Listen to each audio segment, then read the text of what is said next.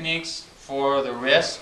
We have a side to side and a back and forth. We'll just call it that. Now, your positioning for it, similar in the sense that if you take your tiger's mouth, you have a slight grip and you slide up. Where you stop naturally is where your grip is going to be, right? Which is right on the side of the carpals.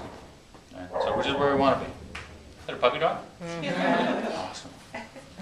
So, now, what I was saying last week a little bit is not enough stabilization for the wrist. So we saw too much loose wrist shaking, right? We don't want to do that because if you shake a wrist that's too loose, we may damage something, right? So it has to be stabilized at the same time.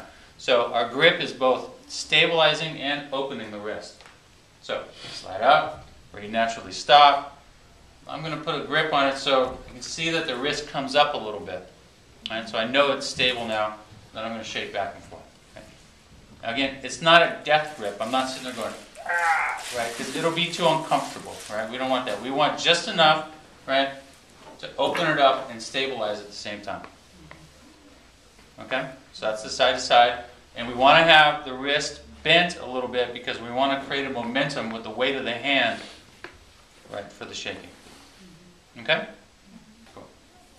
The other one, we can do this two ways. Because sometimes we have the practitioner small and the patient is big, so we'll do this two ways. Now again, a little bit of a grip where your hand naturally stops. That's where, that's your position. So your thumb is going to be on the back of the carpals here.